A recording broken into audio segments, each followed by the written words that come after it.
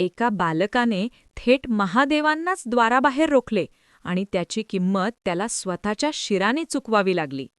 ही आहे त्या अद्भुत दिवसाची कथा, ज्या दिवशी एक साधा बालक गणपती बनला. हिमालयाच्या शिखरावर वसलेला कैलास पर्वत त्या दिवशी विलक्षण तेजाने उजळून निघाला होता. आकाशात देवगंधर्वांची गीते निनादत होती. वाऱ्यात चंदनाचा सुवास दरवळत होता आणि दिशादिशांतून एक अद्भुत शांतता पसरली होती. जणू काही सृष्टी स्वतःच एखाद्या महान घटनेची वाट पाहत होती. तो दिवस सामान्य नव्हता.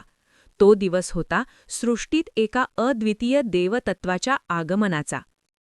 कैलासावर भगवान शंकर ध्यानमग्न होते. त्यांच्या जटांतून गंगेचा प्रवाह अविरत वाहत होता. भोवती नंदी, भूतगण, योगी आणि ऋषी ध्यानस्थ अवस्थेत बसले होते. पण त्या दिवशी पार्वतीच्या हृदयात एक वेगळीच उर्मी उसळत होती. पार्वती देवी, आदिशक्ती, संपूर्ण सृष्टीची जननी, तरीही त्यांच्या मनात एक रिकामी जागा होती, मातृत्वाची ओढ. त्या शंकरांकडे पाहत मनात विचार करू लागल्या, मी सृष्टीची माता आहे, पण माझे स्वतःचे मूल नाही, जे मला आई म्हणेल, माझ्या कुशीत विसावेल, माझ्या प्रेमावर हक्क सांगेल. देव मातेला ही भावना मानवांसारखीच वाटत होती, पण तिचे मन स्थिर नव्हते. तिला स्वतःचा पुत्र हवा होता, जो केवळ देवांचे नव्हे तर तिच्या हृदयाचा वारस असेल. एके दिवशी शंकर तपश्चर्येसाठी दूर गेले. कैलासावर पार्वती एकट्या होत्या. त्या आपल्या कक्षेत स्नानासाठी गेल्या.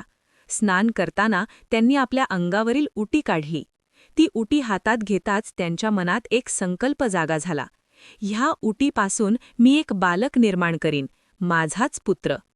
त्या उटीला त्यांनी आकार दिला. हात, पाय, डोळे, मुख, क्षणातच एक सुंदर, तेजस्वी बालक तयार झाला. पार्वतीने त्या पुतळ्यास स्पर्श केला आणि आपल्या शक्तीने त्यात प्राण फुंकले. त्या क्षणी सृष्टी थरथरली. तो बालक श्वास घेऊ लागला. त्याच्या डोळ्यात निरागस तेज होते. तो पार्वतीकडे पाहून हसला. पार्वतीच्या डोळ्यात आनंदाश्रू तरळले. त्यांनी त्या बालकाला कुशीत घेतले. बाळा, तू माझा पुत्र आहेस. आजपासून तू माझे सर्वस्व आहेस. त्या बालकाने प्रथमच शब्द उच्चारला, आई. त्या एका शब्दाने पार्वतीचे हृदय भरून आले. काही वेळाने पार्वती स्नानासाठी निघाल्या. त्यांनी त्या बालकाला द्वाराशी उभे केले आणि म्हणाल्या, मी आज जाते आहे. तोपर्यंत कोणालाही माझ्या कक्षेत प्रवेश करू देऊ नकोस. ही माझी आज्ञा आहे. बालकाने मान डोलावली. आई, मी प्राण जाईपर्यंत तुझी आज्ञा पाळीन. पार्वती आत गेल्या. बाहेर तो बालक पहारा देत उभा राहिला, निरागस पण अढळ. तेवढ्यात दूरवरून पावलांचा आवाज आला. तो होते महादेव शंकर. तपश्चर्या संपवून ते कैलासावर परतले होते. त्यांनी आपल्या कक्षेकडे वाट धरली, पण द्वाराशी उभ्या असलेल्या त्या अपरिचित बालकाने त्यांना रोखले. थांबा. बालक ठामपणे म्हणाला, माझ्या आईची आज्ञा आहे. कोणालाही आत जाता येणार नाही. शंकर थांबले. त्यांनी त्या बालकाकडे पाहिले. अरे बाळा, ही माझीच कक्षा आहे. मी येथेच राहतो. पण बालक डगमगला नाही. माझ्यासाठी तुम्ही कोण आहात हे महत्वाचे नाही. माझ्या आईची आज्ञा सर्वात मोठी आहे. हा संवाद ऐकून शंकर अचंबित झाले. कोण आहे हा बालक? इतकी निर्भयता, इतका आत्मविश्वास. तेवढ्यात नंदी आणि गण तेथे आले. त्यांनी बालकाला हटवण्याचा प्रयत्न केला, पण तो बालक जणू शक्तीचा पर्वत ठरला. नंदी मागे हटला. गण पराभूत झाले. तो बालक एकटाच संपूर्ण शिवगणांना रोखत होता. शंकरांच्या डोळ्यात आता क्रोध चमकू लागला. हा कोण आहे जो मला माझ्याच कक्षेत जाण्यापासून रोखतो? रौद्र रूप धारण करून त्यांनी त्रिशूल उचलला. बालक तरीही शांत होता. आईची आज्ञा मोडू शकत नाही. माझे शिर गेले तरी चालेल. आणि क्षणातच त्रिशूल चमकला. त्या बालकाचे शिर धडापासून वेगळे झाले. कैलास हादरला. आतून पार्वती बाहेर धावत आल्या. दृश्य पाहताच त्या कोसळल्या. माझा पुत्र, माझा बाळ! त्यांचा आक्रोश 3 लोकांत घुमला. आदिशक्तीचा शोक सृष्टीला हादरवू लागला. शंकर स्तब्ध झाले. तेव्हाच त्यांच्या आयुष्यातील सर्वात मोठा पश्चाताप जन्माला आला. पार्वती देवी त्या निर्जीव धडाकडे धावून गेल्या. रक्ताने माखलेले ते छोटेसे शरीर त्यांच्या डोळ्यांसमोर होते. काही क्षण त्या स्तब्ध उभ्या राहिल्या, जणू काळच थांबला होता. माझा पुत्र! त्या थरथरत्या हातांनी त्या बालकाचे धड कवेत घेतले. त्याच्या कपाळावर हात फिरवला, पण ते कपाळ थंड झाले होते. त्या बालकाच्या ओठांवरचे हसू आता नाहीसे झाले होते. बाळा, उठ, आई आली आहे. पहा, मी इथेच आहे. त्या त्याला हलवू लागल्या. आई म्हण, एकदाच म्हण. पण उत्तर मिळाले नाही. त्या क्षणी आदिशक्तीच्या हृदयातला मातृत्वाचा सागर उसळून बाहेर पडला. महादेवा! पार्वतीचा आक्रोश कैलासात घुमला. तुम्ही माझ्या पोटी जन्मलेल्या या निरागस जीवाचा वध केला. त्याने तुमच्याविरुद्ध काहीच अपराध केला नव्हता. तो केवळ माझी आज्ञा पाळत होता. शंकरांचे मस्तक खाली झुकले. त्यांच्या डोळ्यात पश्चाताप दाटून आला. त्यांनी त्या बालकाकडे पाहिले आणि प्रथमच जाणवले की हा केवळ एक पहारेकरी नव्हता, हा एका मातेचा श्वास होता. पार्वती आता शांत नव्हत्या. त्यांच्या अंतःकरणातील शक्ती जागी झाली. त्यांच्या नेत्रांतून ज्वाला उसळू लागल्या. आज जर माझा पुत्र परत मिळाला नाही तर ही सृष्टी मी स्वतः नष्ट करीन. त्यांचा आवाज वज्रासारखा कठोर झाला. त्या क्रोधाने पर्वत हादरले, आकाश काळवंडले, दिशादिशांतून वादळे उठू लागली. देवगण भयभीत झाले. ब्रह्मलोक, विष्णुलोक, इंद्रलोक, सर्वत्र भीतीचे वातावरण पसरले. देवगणांनी धावत जाऊन ब्रह्मदेव आणि विष्णूंना हा अनर्थ सांगितला. विष्णू गंभीर झाले. आदिशक्तीचा शोक म्हणजे सृष्टीचा विनाश. महादेवांनीच आता यावर उपाय काढला पाहिजे. कैलासावर देवसभा जमली. ब्रह्मा, विष्णू, इंद्र, वरुण, कुबेर सर्व देव उपस्थित होते. पार्वती अजूनही त्या बालकाच्या धडाशी घट्ट बिळगून बसल्या होत्या. त्यांच्या अश्रूंनी भूमी ओलावली होती. शंकर पुढे आले. त्यांनी पार्वतींसमोर नतमस्तक झाले. देवी, माझ्याकडून घोर अपराध झाला आहे. मला माफ करा. मी तुमचा पुत्र परत देईन. माझ्या सामर्थ्याने त्याला पुन्हा जीवन देईन. पार्वतींच्या डोळ्यात अजूनही ज्वाला होती. मला माझा पुत्र जिवंत हवा आहे, आत्ताच्या आत्ता. शंकरांनी गणांना आज्ञा दिली. उत्तर दिशेकडे जा. ज्या प्राण्याचे पहिले शिर मिळेल ते त्वरित येथे घेऊन या. पण लक्षात ठेवा, तो प्राणी पवित्र आणि शक्तिशाली असावा. गण वायू वेगाने निघाले. काही क्षणातच त्यांनी हिमालयाच्या अरण्यात एका बलशाली हत्तीला पाहिले. तो शांतपणे उभा होता, जणू नियतीनेच त्याची निवड केली होती.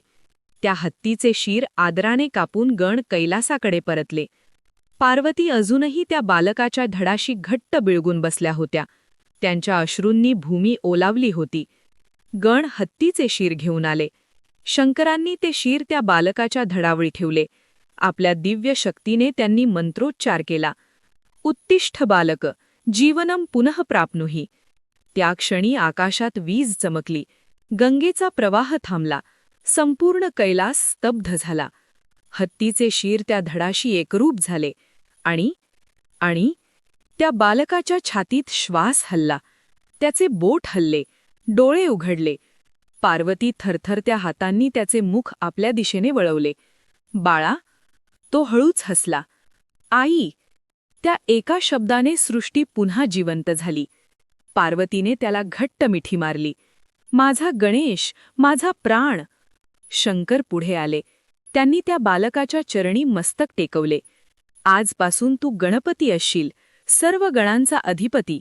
कोणतेही शुभकार्य तुझ्याविना सुरू होणार नाही. तुझी पुढा प्रथम केली जाईल.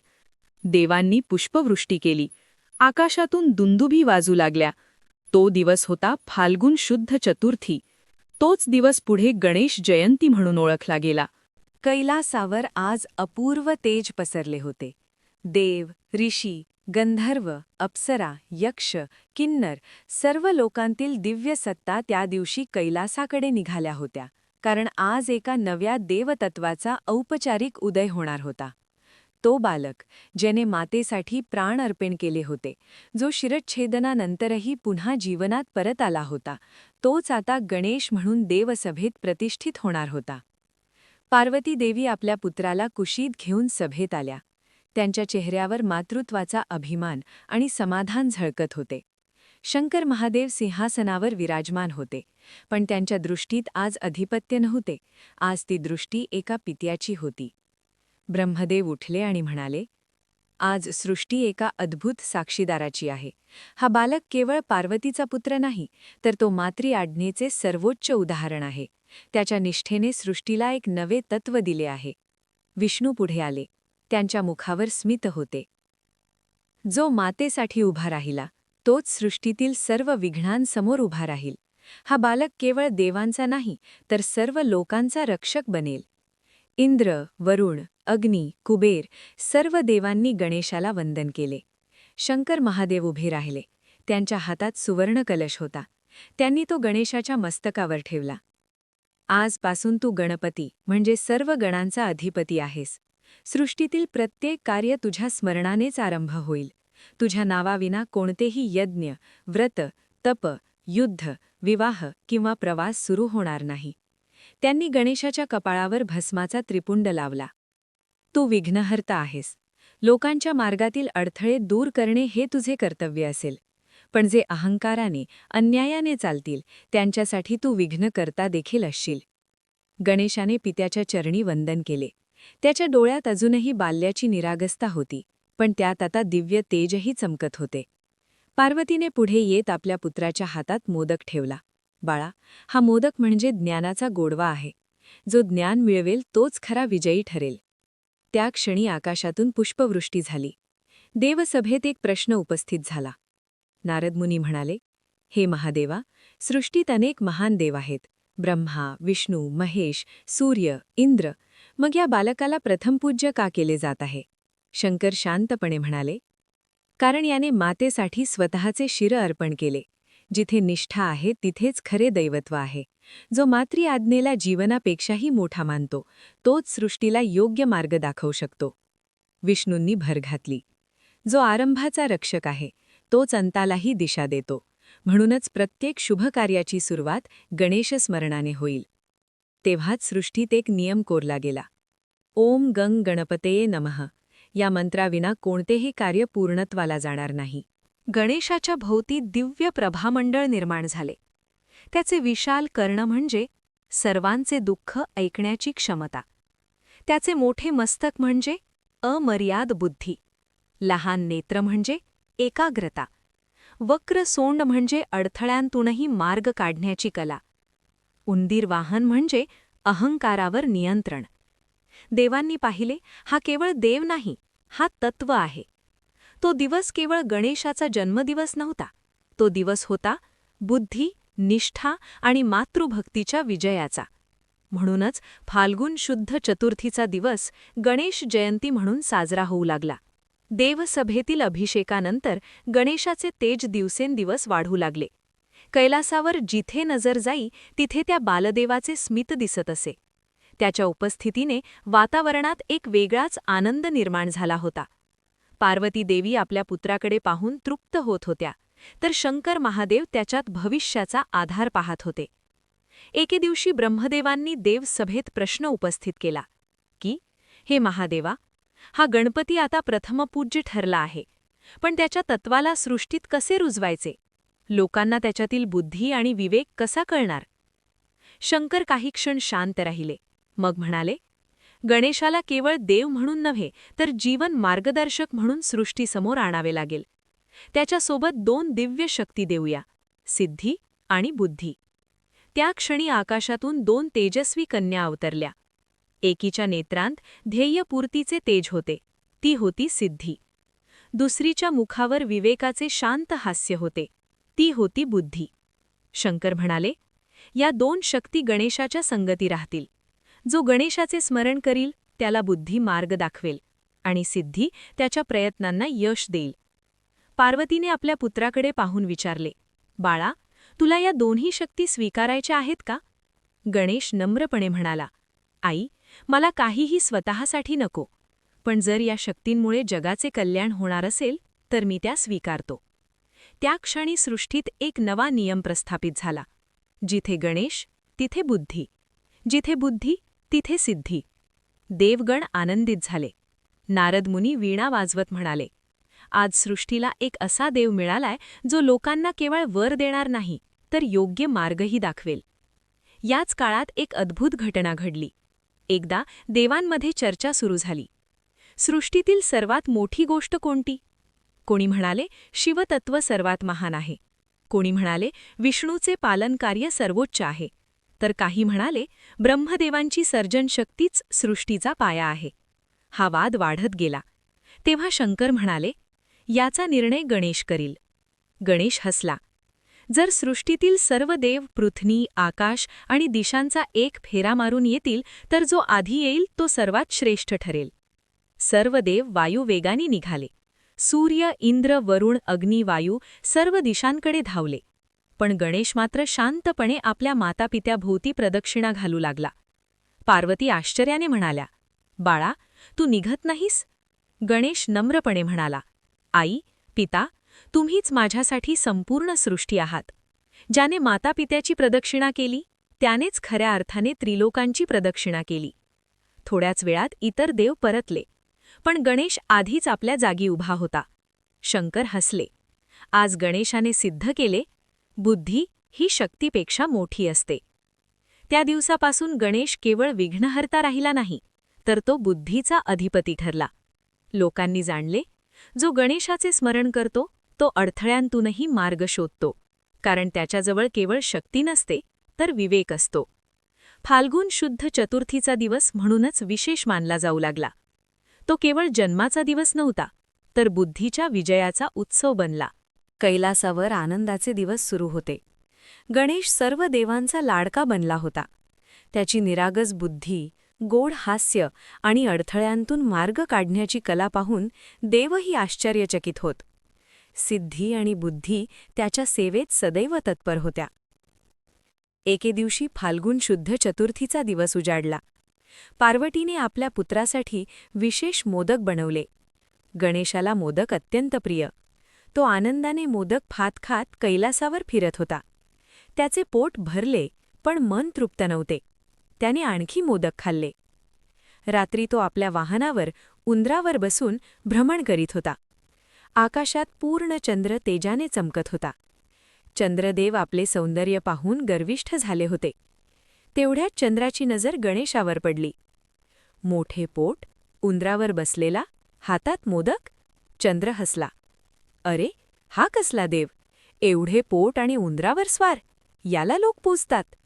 असा उपहास त्याने केला. तो हसा गणेशाच्या कानावर पडला. गणेश थांबला. त्याने चंद्राकडे पाहिले. त्याच्या नेत्रांत राग नव्हता, पण गंभीरता होती. चंद्रदेवा, गणेश म्हणाला, देवाने देवाचा अपमान करणे योग्य नाही. अहंकार अंधत्व आणतो. पण चंद्राने पुन्हा हसत उत्तर दिले, मी आकाशातला सर्वात सुंदर आहे. माझ्यापुढे तू काय आहेस? त्या क्षणी गणेशाच्या मुखावर कठोर भाव उमटले. आजपासून हे चंद्रा, तुझे तेज नष्ट होईल. तुझ्याकडे पाहणारा लोकांमध्ये अपवादाचा, कलंकाचा धनी ठरेल. तुझा गर्व तुझ्याच प्रकाशाला गिळून टाकेल. क्षणातच चंद्राचे तेज क्षीण झाले. तो भयभीत झाला. त्याने गणेशाच्या चरणी लोटांगण घातले. प्रभू, माझ्याकडून अपराध झाला. मला क्षमा करा. मी गर्वात अंध झालो. गणेश काही काळ शांत राहिला. त्याच्या अंतःकरणात करुणा जागी झाली. चंद्रा, शाप पूर्णपणे मागे घेता येणार नाही, पण लोकांवर त्याचा अनर्थ होऊ नये यासाठी मी उपाय सांगतो. फाल्गुन शुद्ध चतुर्थीच्या दिवशी जो माझी पूजा करील, मोदक अर्पण करील आणि ही कथा ऐकेल, त्याच्यावर चंद्रदर्शनाचा दोष लागणार नाही. तेव्हापासून गणेश जयंतीच्या दिवशी चंद्रदर्शन टाळले जाते आणि गणेश पूजन केले जाते. ही कथा लोकांना शिकवते, अहंकार सौंदर्यालाही कलंक लावतो आणि करुणा शापालाही आशीर्वादात बदलते. त्या दिवसापासून फाल्गुन शुद्ध चतुर्थी केवळ जन्मोत्सव राहिला नाही, तर विनय, बुद्धी आणि करुणेचा दिवस बनला. गणेशाने सिद्ध केले, तो केवळ विघ्नहर्ता नाही, तर अहंकाराचा नाश करणारा आणि भक्तांचे रक्षण करणारा देव आहे. चंद्राच्या शापानंतर फाल्गुन शुद्ध चतुर्थीचा दिवस अधिक पवित्र मानला जाऊ लागला. लोकांना कळले की हा दिवस केवळ गणेशाचा जन्मदिवस नाही, तर अहंकाराचा त्याग करून बुद्धी, संयम आणि श्रद्धा प्राप्त करण्याचा दिवस आहे. पृथ्वीवर त्या काळी एक धर्मनिष्ठ ब्राह्मण राहत होता. त्याचे नाव होते सुमेध. तो अत्यंत विद्वान होता, पण दारिद्र्यामुळे त्रस्त होता. दिवसेंदिवस कुटुंबाचा भार वाढत होता आणि त्याचे मन निराश होऊ लागले होते. एके रात्री त्याला स्वप्नात एक दिव्य तेज दिसले. त्या तेजातून गणेश प्रगट झाले. सुमेध, गणेश म्हणाले, तुझ्या आयुष्यातील अडथळे दूर करायचे असतील तर फाल्गुन शुद्ध चतुर्थीचे व्रत कर. माझी श्रद्धेने पूजा कर, मोदक अर्पण कर आणि ही कथा ऐक. सुमेध दचकून जागा झाला. त्याच्या मनात नवचैतन्य संचारले. त्या दिवशी त्याने सूर्योदयापूर्वी स्नान केले. घरातल्या मातीपासून त्याने छोटासा गणेश बनवला. फुलांनी, दुर्वांनी आणि दीपांनी पूजा केली. उपवास ठेवून तो दिवसभर गणेशाचे नामस्मरण करत राहिला. संध्याकाळी त्याने हीच कथा गावकऱ्यांना सांगितली. पूजेनंतर त्याने गणेशाला प्रार्थना केली, हे विघ्नहर्ता, माझे दारिद्र्य दूर कर. मला संपत्ती नको, मला मार्ग दाखव. त्या रात्री त्याला पुन्हा स्वप्न पडले. गणेश म्हणाले, तुझी श्रद्धा मला प्रिय आहे. उद्यापासून तुझ्या आयुष्यात नवे द्वार खुले होईल. दुसऱ्या दिवशी गावातील राजदूत सुमेधाकडे आला. राजाला एका यज्ञासाठी योग्य पुरोहित हवा होता. सुमेधाची विद्वत्ता ऐकून राजाने त्याला बोलावले होते. त्या यज्ञानंतर सुमेधाची कीर्ती सर्वत्र पसरली. त्याचे दारिद्र्य दूर झाले, पण त्याच्या मनात अहंकार निर्माण झाला नाही. तो दरवर्षी गणेश जयंतीचे व्रत करत राहिला. या कथेने लोकांना विश्वास दिला. गणेश जयंतीचे व्रत हे केवळ संपत्ती मिळवण्यासाठी नाही, तर जीवनात योग्य दिशा मिळवण्यासाठी आहे. हळूहळू हे व्रत सर्वत्र पसरले. स्त्रिया कुटुंबाच्या कल्याणासाठी हे व्रत करू लागल्या. विद्यार्थी बुद्धीसाठी हे व्रत करू लागले. व्यापारी यशासाठी हे व्रत करू लागले. शेतकरी पिकांच्या भरघोस उत्पादनासाठी हे व्रत करू लागले. सर्वांनी एकच अनुभव घेतला, जो श्रद्धेने गणेशाचे स्मरण करतो त्याच्या मार्गातील विघ्ने आपोआप विरघळतात. गणेश जयंतीचा दिवस लोकांसाठी आशेचा किरण बनला. त्या दिवशी घरोघरी मातीचे गणपती बनवले जाऊ लागले. दुर्वा, मोदक, फुले अर्पण केली जाऊ लागली. कथा ऐकण्याची आणि सांगण्याची परंपरा सुरू झाली. कारण लोकांना कळले, गणेश हा दूर कुठे कैलासावर बसलेला देव नाही, तो प्रत्येक घरात, प्रत्येक मनात बुद्धी आणि श्रद्धेच्या रूपाने वास करतो.